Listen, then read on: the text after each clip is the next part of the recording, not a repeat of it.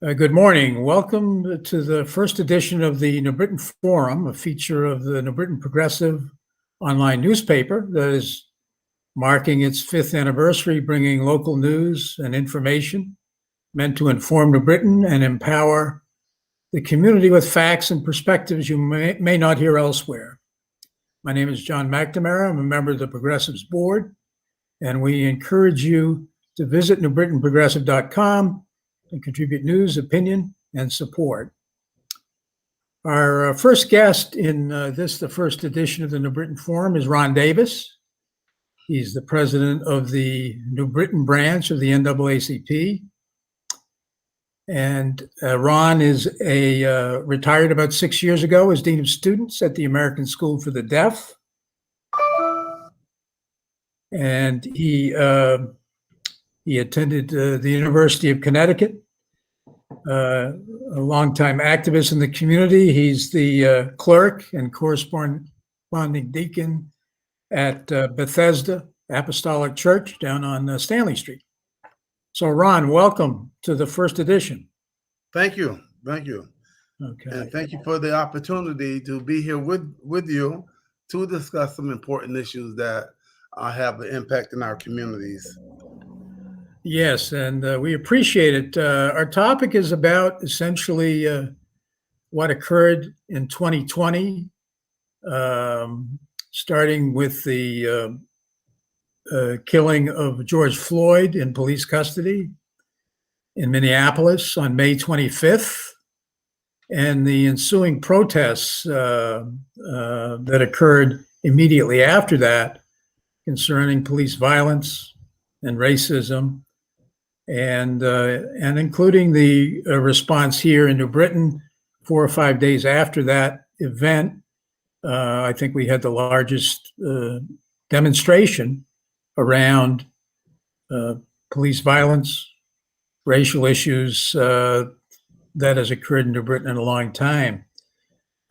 So I'd like to get your perspective on how did you react to that, and maybe talk a little bit about what the NAACP response was locally.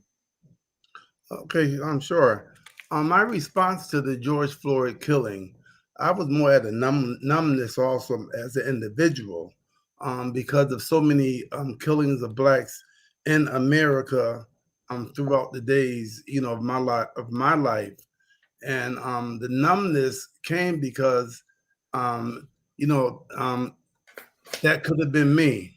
That could have been my son. That could have been my nephew. That could have been anybody in my community just gone for no reason at all. So the numbness just set in, and I had to process, what do we do? What do we do when we don't have the institutions, when we don't have the machinery, when we don't have the money to force or encourage lawmakers to do what they need to do to stop this kind of violence against us as a people. Mm-hmm. But from that killing, there was an antidote that came about from somewhere, and that was the Black Lives Movement. With these young people, they rose up so fast, and they rose up so mighty as warriors that they spoke for me.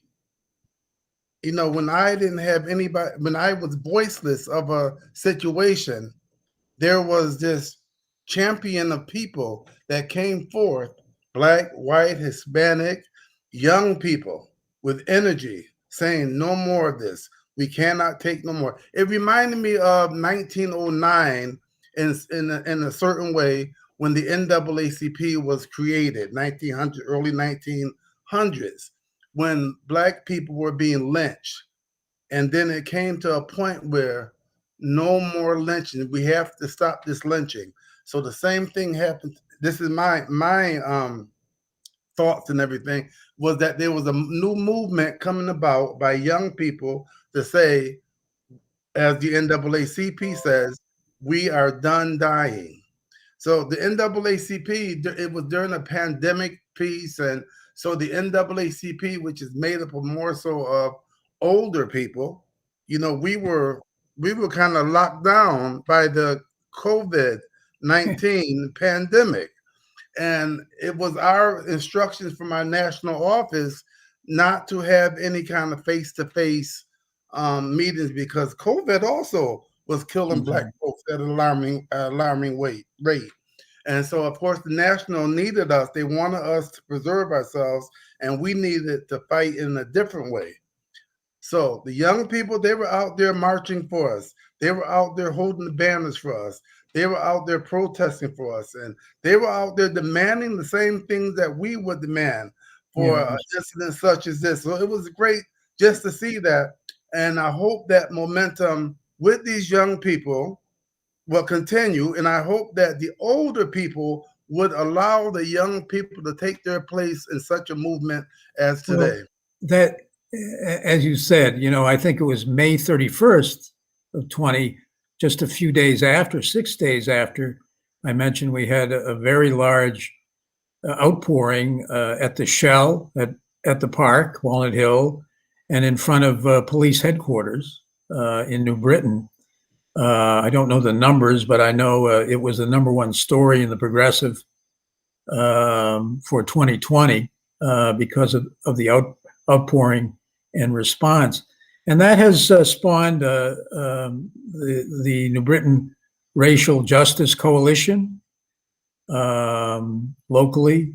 I think we've seen, we have a candidate or two, at least in one party, running for council. And we have in the Democratic Party 3 people running for mayor, all of whom are people of color, Hispanic. Do you think it can be traced to this movement and encouragement we've seen in the last year?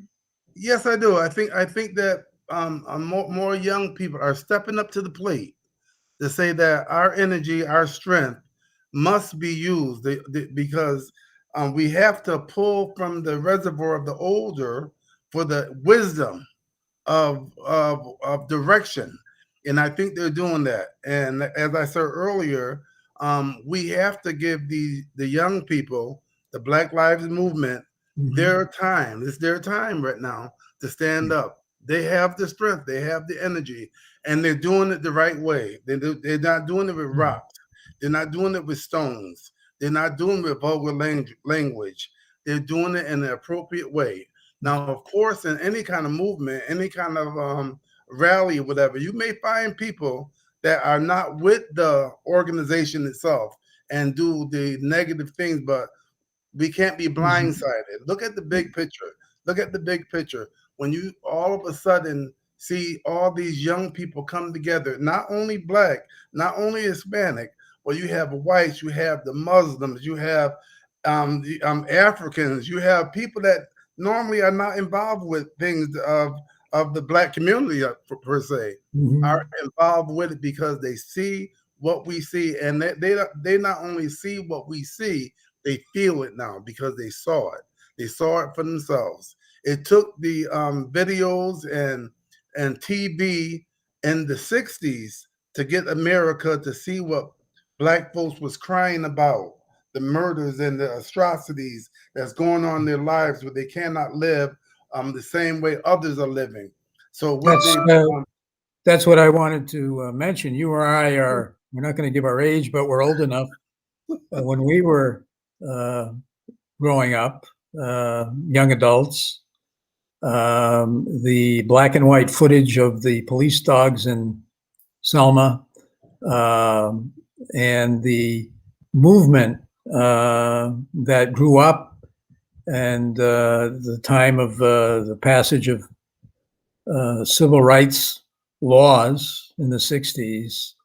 So you would equate what's happened in the last year to a new movement for that sort of thing, because the laws were passed, but apparently there's been some blowback and erosion of those rights, Supreme Court and voting rights. So you see this movement being sustained enough to carry the day to, in the cause of civil rights. Does it remind you? It sounds like it reminds you of that. It reminds me of that, and I think it can be sustained if we do our part. We meaning all of us do our part. We meaning Black folks make sure that we um, um, um, share the information with our youth. Make sure they understand what's going on. Make sure they understand how it's going to impact their lives in the future. For the white community, for not it shouldn't just be for a moment. You're feeling like this, but you have to study it. You got to well, when I say you, I also include me. But we have to make sure that we are electing people, beginning on the local level, that's going to represent the entire community. We have to make sure we have people that are ready and to run for office, whether it be for the mayor's office or the tax collector. We have to make sure we have people prepared for that. And how do we do it? We have to educate them. We have to have training programs for this. We got to pique interest. We got to encourage people. Come on, run for this office. Be part of this board or whatever. Get them involved because the George Floyd knee on the neck was a spark that piqued their interest. Maybe I can do something. Now we got to let them know what they can do because they can do something. Everyone could do something. Over the course of the COVID, an interfaith group in New Britain held a series of discussions and Zoom calls. Some folks from Spotswood and perhaps Apostolic participated, where they talked about racial justice and economic opportunities here, economic opportunity, housing, healthcare disparities, and now we can't really measure progress of those things over the course of the last year, but how would you say we are in New Britain in terms of working towards, well, frankly, overcoming the disparities and some of the racism that unfortunately still is around? Well, New Britain it has to deal with leadership. Okay, it has to deal with leadership. If leadership do not see that there's a disparity with the race, there's not a disparity that is with education and housing and health and all that, nothing's going to be done because if the leadership and if the leadership has the support of the alderman board, nothing's going to be done, and that's what's happening now. It's like it's being pushed to the corner. It's like being pushed to the corner. It's very painful for me to live in New Britain. It's very painful for me for me to encourage my family to try to raise a family in New Britain because the disparity in race is so terrible. I say that there's nothing for, like, say, the Black community here. There's nothing for the Black community here.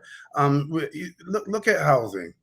There's no housing areas for Blacks per se. The opportunities for Blacks to purchase and things. There's no real opportunities. Where are the jobs at in New Britain? There's no real jobs to sustain families for young Blacks in New Britain with families. When you come to education, the disparity of education with teacher recruitment for Blacks, not just minority, but for Blacks, is one of the weakest things. And the school system, because I talk to the school system, and I believe that our superintendent is doing the best she could do, but there's plans, there's people being hired for these things, but the results are not there. And we need to find out why the results are not there, not just pour money into teacher recruitment if we're not able to recruit the teachers to meet those kind of needs. And with the elections, and if you look at when there was an opening, the opening for someone on the council seat, and when you had a black female that was ready to go to the meeting that next day and ready to look at issues and vote on issues in an intelligent way, how she was just denied it. How she was denied not only by, it was a system, denied by a system, systemic racism that had both Republicans and Democrats as part of that system that denied blacks an opportunity when it was their opportunity. There's no one could say that that young lady should not have had that seat. When I look at the past, this is the way we do it. You know, we take the recommendation from the town committee where the vacancy is, and usually they would accept that recommendation. But this was a flat no, and the new process was erupted because of us to keep us out of it. Yeah, I think the boundaries and it was allowed. It was allowed here in the city of New Britain. Allowed. Yeah, I think that episode was probably racially tinged, but it was also really not being civil. Yes. Of one party wanting to get back at another, they claimed that was the issue, and it was terrible. Because when they spoke on that at that meeting, well, you did it in the past. I wasn't part of that past.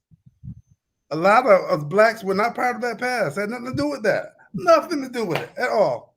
Yeah. And how could our people, more Democrats, saying, "Well, you did it to us, so we're going to do it to you," and expect us to have trust in democracy when they're doing that, just blanket, just doing it outright.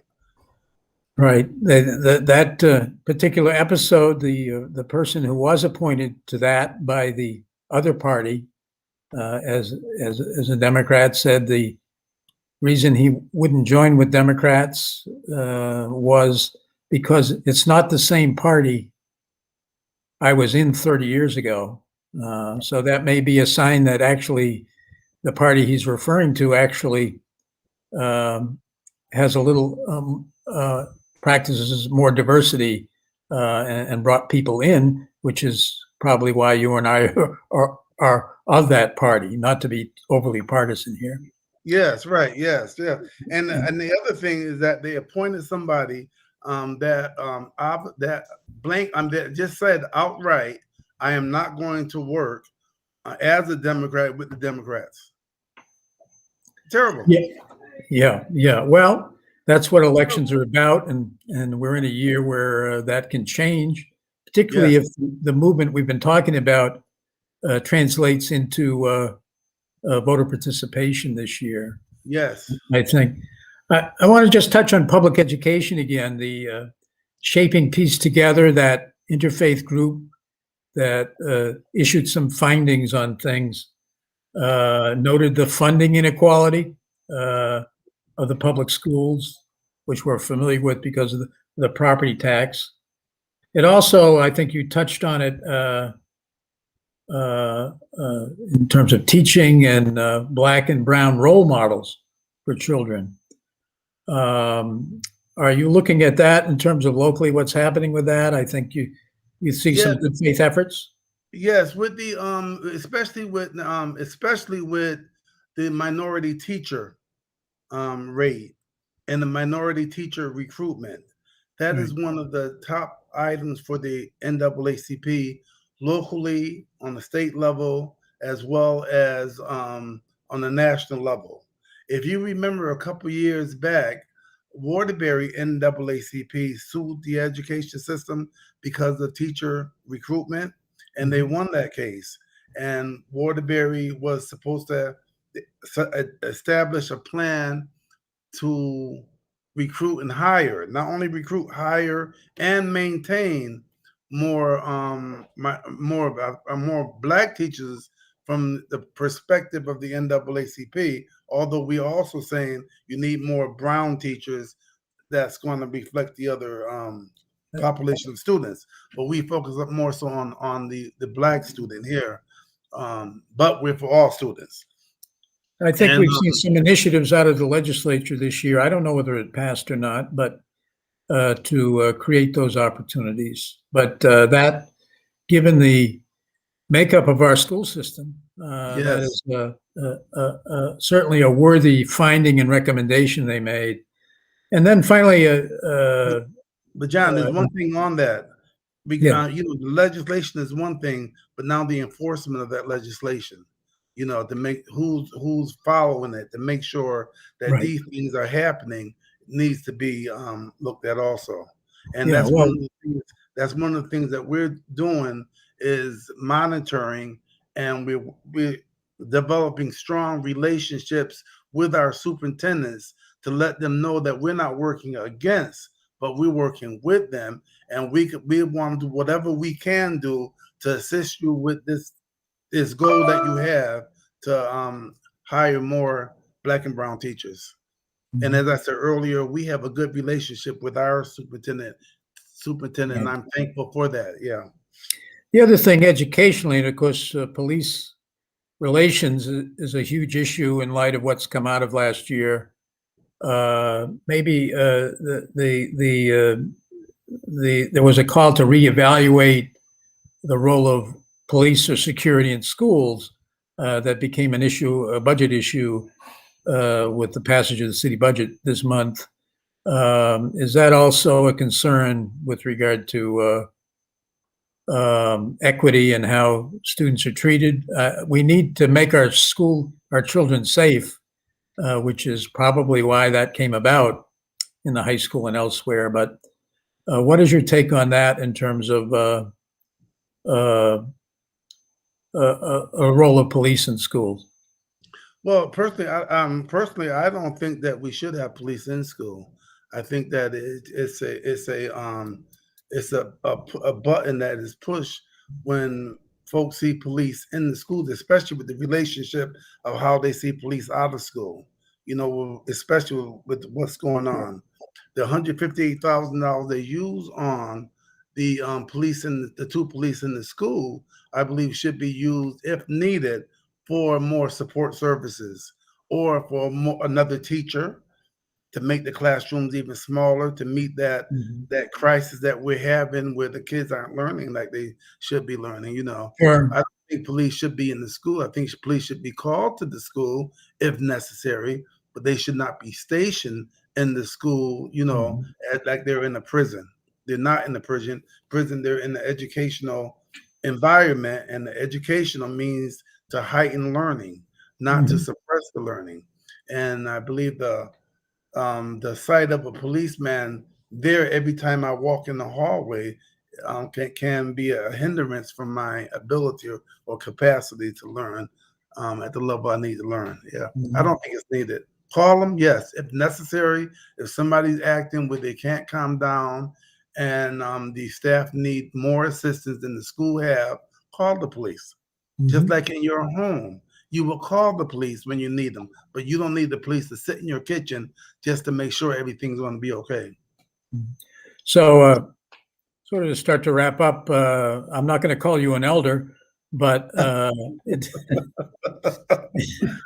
if you don't call me one, uh, uh, can you sort of sum up in the aftermath, 1 year after, your hopes for what can happen in the next year in New Britain and nationally? We're talking about police reform nationally, in terms of issues like immunity and uh, not having a repeat or diminishing police violence.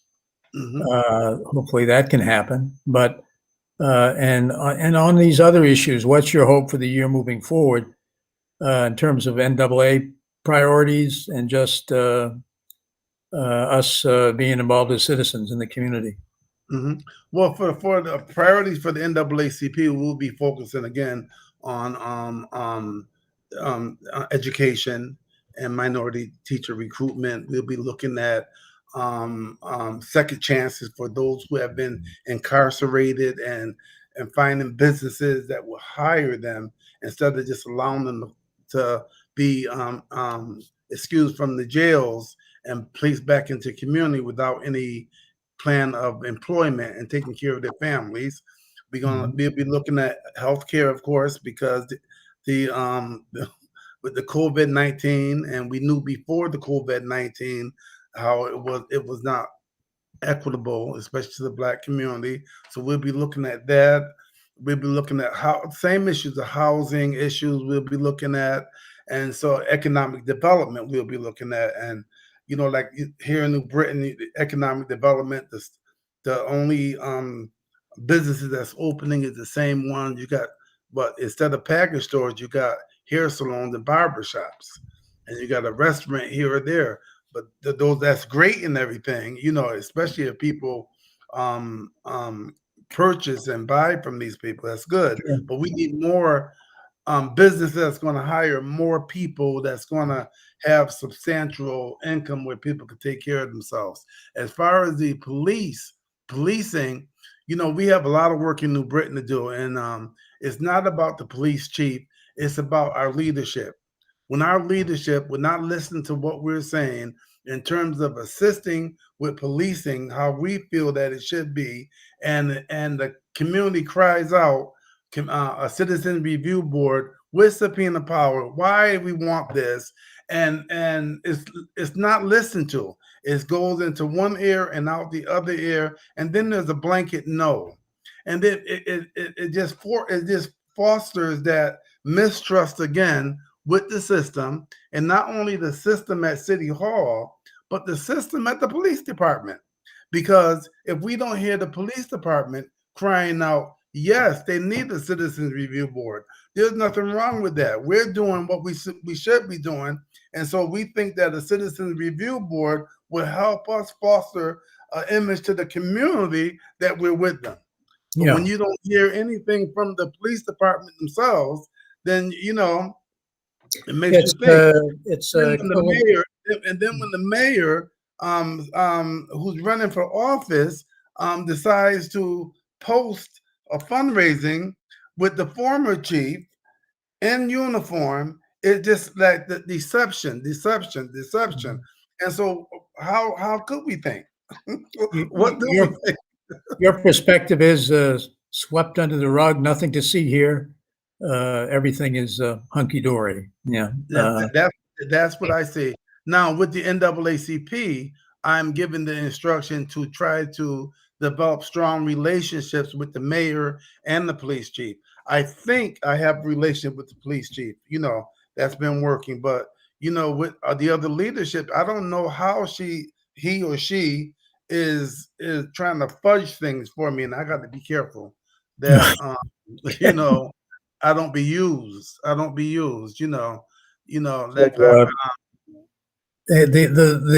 struggle will continue locally as well as nationally. Okay. The struggle continues.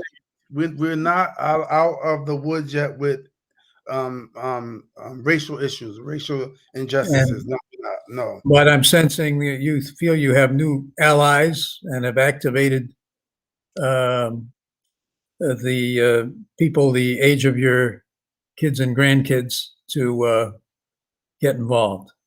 And even if it's not involved with the NAACP, it's involved with the Black Lives Movement, and it's okay. It's okay as long as you're involved doing what needs to be done for change and positive change for everyone. Mm-hmm. Yeah. So tell me, how does somebody get in touch with the NAACP if they're listening to this? Well, our email is NAACP NB@gmail.com. You have a Facebook page? We have a Facebook page and we have a website. Yeah. If they go to NAACP NB, they'll get all that.